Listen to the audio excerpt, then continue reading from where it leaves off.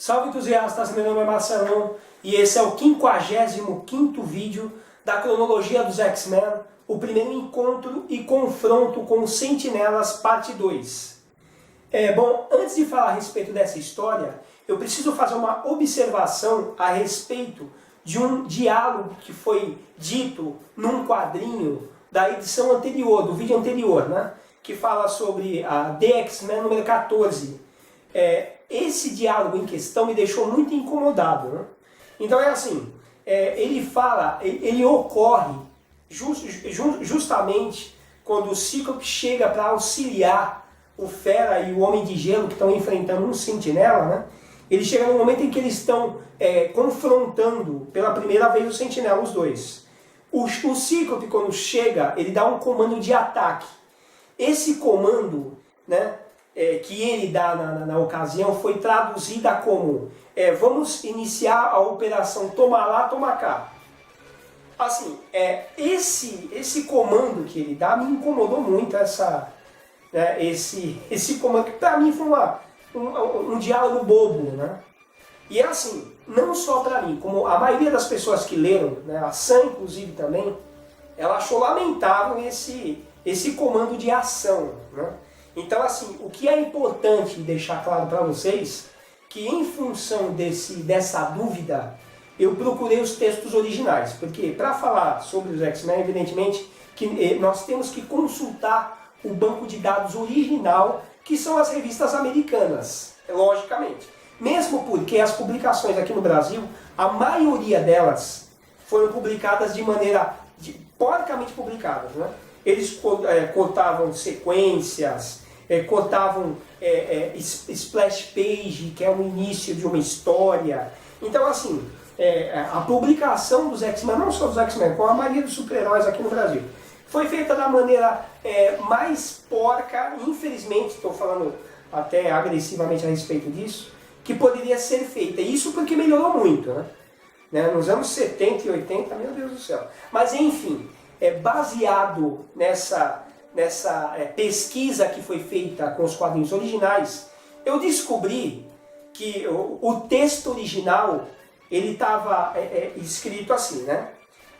O Cíclope chega ali, justamente para auxiliar o Fera e o Homem de Gelo, e ele fala: Brace yourself, Beast, Operation Dual Smash, que traduzindo literalmente seria operação duplo esmagamento, ou ação de duplo, enfim, ação de duplo esmagamento, né? Que seria literalmente isso. Porém, assim, olha que interessante falar para você. Isso é uma bobagem. Não é uma bobagem. Eu vou dizer para vocês por que não é uma bobagem. Primeiro, do jeito que foi traduzido, né, ficou bobo. Assim, o Cíclope, ele é um comandante de campo, né? Ele é um líder de campo. E o Cíclope, pela personalidade que ele tem, e o nosso objetivo não é só mostrar os poderes dos personagens, e sim a personalidade de cada um deles, o Cíclope é muito sério, né? Quem conhece os X-Men sabe que ele é muito sisudo, ele é sério, e em ação ele é muito focado. Ele jamais iria dar um comando desse, né? O comando de ação numa situação de perigo em que eles estavam lutando, né? Eles estavam inclusive enfrentando um inimigo que podia colocar a vida deles em risco. Ou seja, jamais teria esse nome, né? Toma lá, toma cá. A tradução disso, né, ficou uma tradução boba, né? Eu não quero que o tradutor, né, se sinta ofendido, porque assim, aqui no Brasil tem muito disso, de fazer graça, né, achar engraçado algumas coisas, porém, em algumas situações em que a gente faz uma pesquisa muito aprofundada e conhece os personagens em essência, sabe que algumas coisas cabem e outras não. No caso dessa ação, né, a tradução seria operação duplo esmagamento, né? Que seria uma coisa mais séria, né? Se fosse para colocar uma tradução mais literal, né, poderia ter sido colocado de uma maneira mais séria, né? E justamente da forma que foi colocado aqui me incomodou, né? E aí inclusive eu narrei isso no vídeo anterior, né, que vocês devem ter visto a minha reação. Eu procurei, evidentemente, a fonte real, e vi que na verdade não tinha essa conotação mais cômica, né? Porque isso é uma narrativa que até contradiz com a personalidade do personagem, em questão que é o ciclo, que é muito sério, né? Enfim, eu queria deixar claro para vocês isso, né? Que para quem está seguindo os vídeos, que é importante, eu achei interessante fazer essa observação. E agora vamos ao The X-Men número 15, né? Que é a revista em questão que a gente vai falar hoje. Bom, ela foi publicada em 1965. Vamos continuar do ponto que foi parado na edição anterior, né? Que os X-Men chegam no topo da colina Adirondack, né? Que eles vão atrás da base, né? Da Fortaleza dos Sentinelas. E eis que quando eles chegam quase no topo, uma elevação ocorre, né? A fortaleza, ela se aparece ali para eles, né? Ela se eleva, né? Impressionantemente. É uma estrutura, parece um bunker, só que é um bunker elevatório.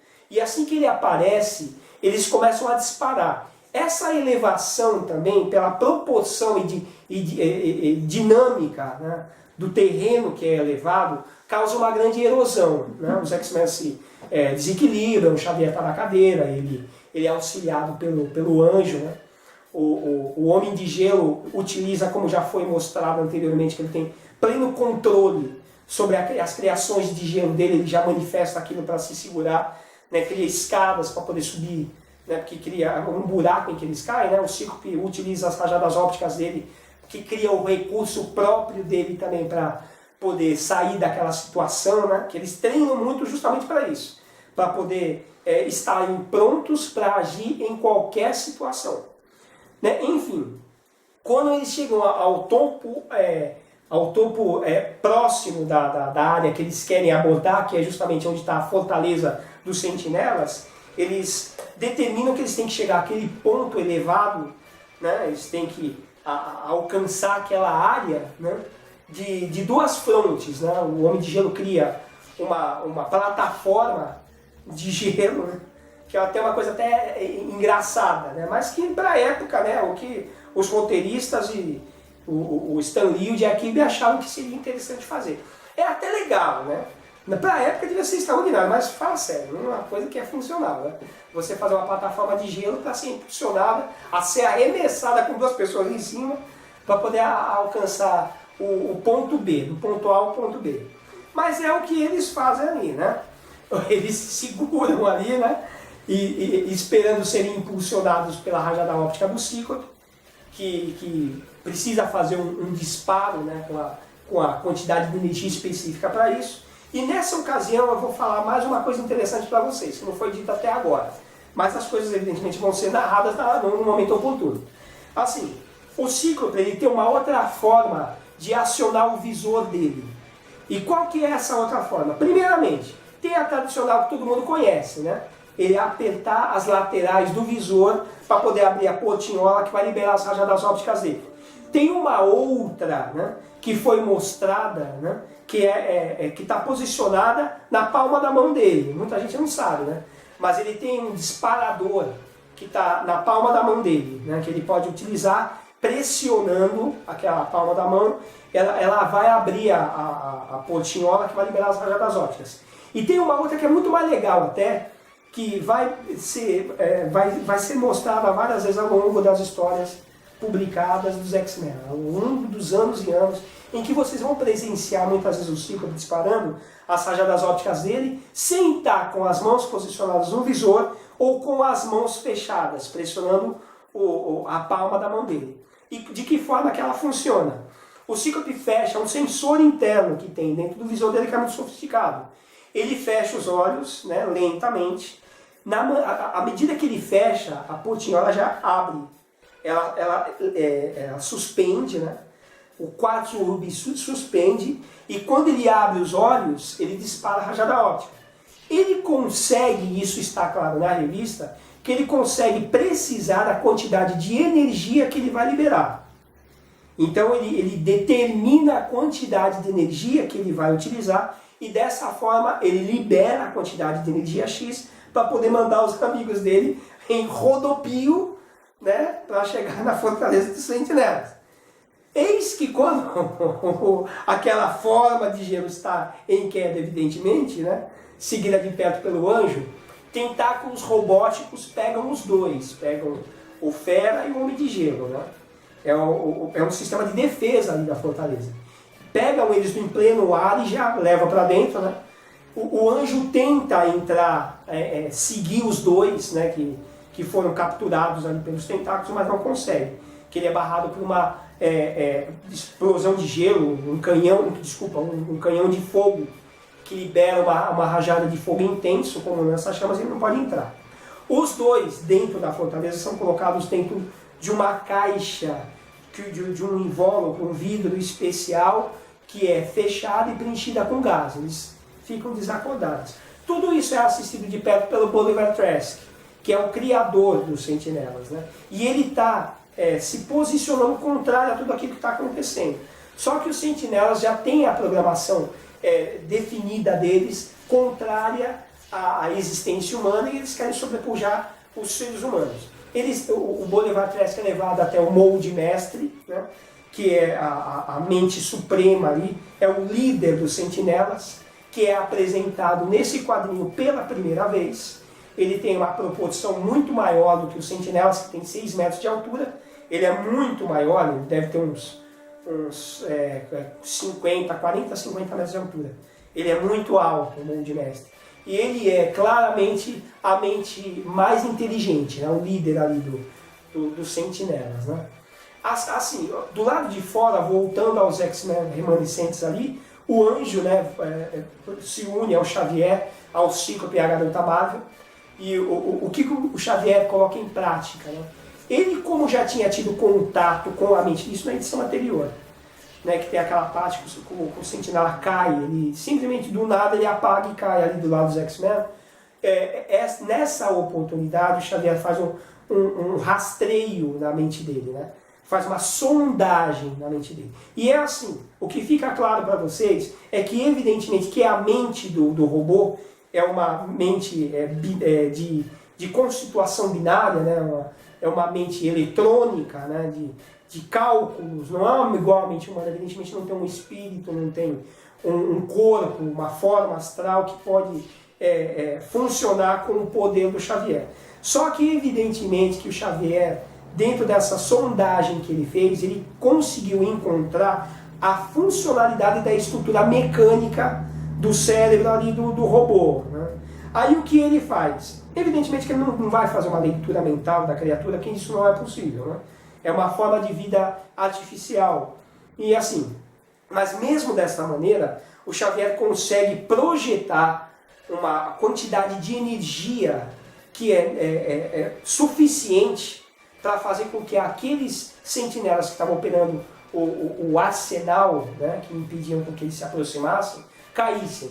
É assim, o que tem que ser claro para vocês agora é que vocês têm que saber que o Xavier ele consegue manifestar a energia mental através da energia psiônica, que eu não sei se eu já falei para vocês, mas a energia psiônica é um intermediário entre o implausível e o plausível, né? É assim, é a matéria a matéria que a gente conhece, a constituição da matéria que a gente conhece, e a matéria do plano astral, que é etérea, né? Então é a ligação que tem entre as duas coisas. Ele consegue criar uma forma de energia que consegue alcançar o plano físico. E dessa maneira ele faz com que os sentinelas apaguem estes sentinelas em questão, que estão operando as aves, né? Dentro do laboratório da fortaleza dos sentinelas, os sentinelas levam o Hank, eles pegam o Hank que está desmaiado, levam até o Molde Mestre, porque o objetivo do Molde Mestre é compreender como funciona o poder mutante para poder combater os mutantes além dos humanos, que eles querem sobrepujar. Quando isso ocorre, e o Bolivar Trask é obrigado a auxiliá-los, né? Ele é obrigado a auxiliar eles a operar um equipamento que faz uma leitura da mente da vítima, ele começa a fazer uma leitura sobre o passado do Hank, né? Algumas coisas. Eu não preciso falar para vocês da origem do Hank, que já foi contada, né? mas o Molde Mestre passa a ter acesso a essas informações e o Bolivar Trask descobre que os X-Men foram criados para proteger a raça humana. Ao contrário do que ele acreditava, que os mutantes eram uma ameaça, ele passa a compreender que nem todos os mutantes são ameaça. E que os X-Men em questão são os heróis que, apesar de serem discriminados e caçados, eles lutam a favor da humanidade, contra os mutantes do mal. E ele já automaticamente se arrepende de tudo que ele fez. Ele criou os Sentinelas para destruir, aprisionar, né, caçar todos os mutantes da Terra. Ele vê que o jeito, a forma dele pensar não era uma forma correta. Mas enfim, já é tarde, né? Aí o que acontece? Por outro lado, os X-Men, eles conseguem se aproximar. Na cena que está sendo mostrada para vocês do quadrinho, mostra o Cíclope voando nas costas do Anjo, e a Garota Marvel, pela segunda vez, está usando a telecinese dela de uma maneira mais controlada. Ela está voando, né, acompanhando os dois ao lado deles, para poder invadir a fortaleza dos Sentinelas. E é o que eles fazem. Né? É interessante que quando eles entram na fortaleza, fica claro que os Sentinelas, essa primeira versão, que são os Mark I, que é a criação original dos Sentinelas, eles são muito... eles seguem muito diretrizes de obediência imediata, assim. Tipo, você vai fazer, foi designado para fazer isso agora. Ele vai fazer aquilo, ele não tem uma mente mais abrangente de executar várias outras funções. E eles se deparam com um sentinela que não ataca eles. Tipo, vocês são invasores, vão ser levados até ao meu líder. Né? Ao invés dele atacar os X-Men e tentar prender eles para levar para o Molde Mestre, não, ele fala, vocês vão me seguir, que vocês são invasores e eu vou levar vocês até o meu mestre. É uma coisa meio que sem noção. Né? Mas os X-Men, o que acontece? Eles notam isso, essa falha de comportamento do robô. Os X-Men acompanham, né? o Scott e a Jean e o Anjo acompanham o Sentinela. Nesse meio tempo eles descobrem que numa sala tem o Homem de Gelo, está confinado dentro daquele invólucro, né? Que está dormindo ali porque ele está sob influência de um gás. O Cíclope liberta ele, né? Utiliza a rajada óptica dele para libertar o Homem de Gelo. Né? No momento em que o Cíclope liberta o Homem de Gelo, o Sentinela acorda para a vida dele. Né? Vê que eles estão libertando um prisioneiro, né? E tenta agir. Nesse momento, o Anjo ataca o visor do Sentinela ali, né? Ele se projeta, dá um soco na cabeça do Sentinela. A Jean Grey rapidamente age, utilizando a telecinese dela nas pernas do robô para que ele caia, e é o que acontece, né? E eles correm em direção para tentar achar o Fera. Do lado de fora da fortaleza, evidentemente que o Xavier está fazendo uma sondagem geral da fortaleza ali, e ele descobre o que o Molde Mestre está fazendo, né? Que estão executando uma sondagem no Hank, que a vida dele está sendo invadida, que eles estão, né? E aí o que o Xavier faz? Ele sai do corpo físico dele, na forma astral dele, para auxiliar o aluno dele, né? Ele consegue invadir ali a fortaleza dos Sentinelas. E é interessante que quando ele aparece ali, o Xavier ele aparece na frente do Sentinela, o que ele faz? Primeiramente, ele executa um comando para o Fera acordar. Ele cria um bloqueio mental. Olha só que interessante. Ele se posiciona na frente do Fera ali, que está tendo a mente dele invadida. Ele cria um bloqueio mental que impede que a máquina continue a fazer aquela varredura, né, da origem dele. O Xavier, depois que faz isso, ele se posiciona na frente do Molde Mestre e decide efetuar um ataque mental na mesma proporção que ele fez para derrubar os sentinelas que estavam operando as máquinas a artilharia. Né?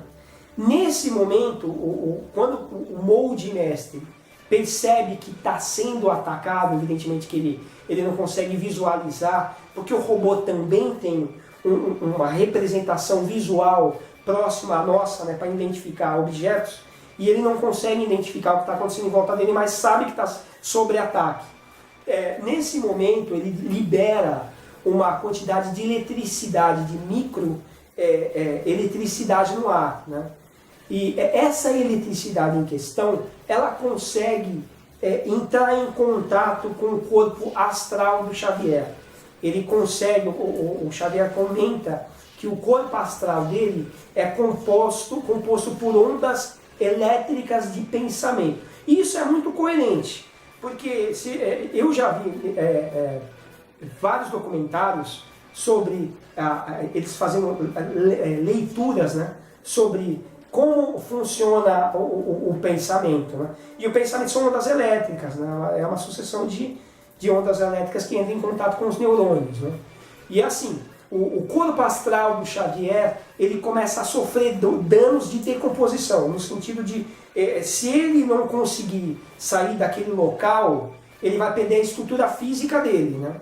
E a constituição astral dele vai perder a constituição, e ele foge dali, né? Ele percebe que está em risco, ele tentou executar um ataque que não foi bem sucedido, ele foge.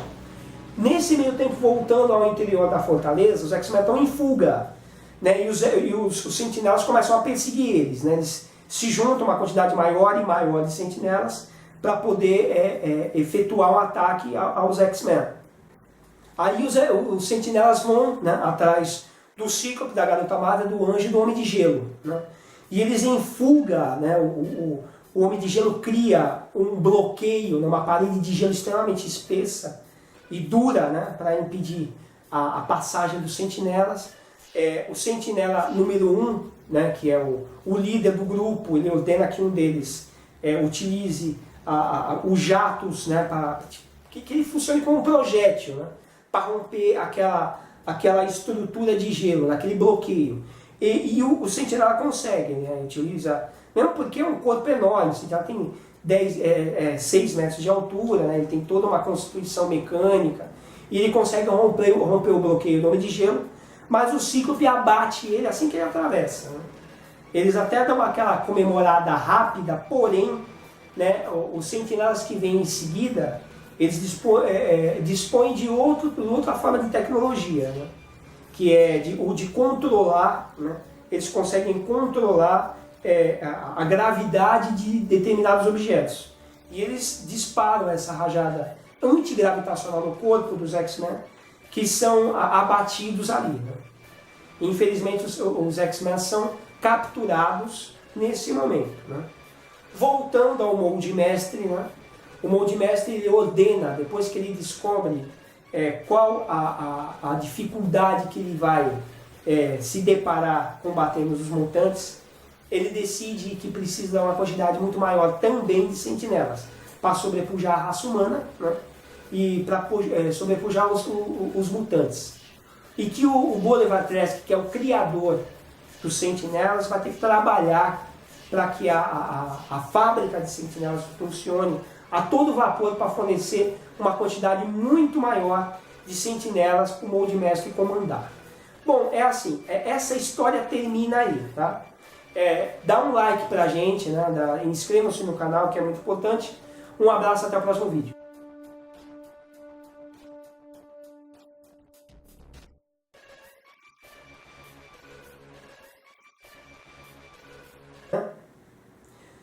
Aí, peraí, bebê. Vamos ter que cortar um pouco, eu tenho que olhar ali que eu não estou entendendo. Deixa eu ver, pá.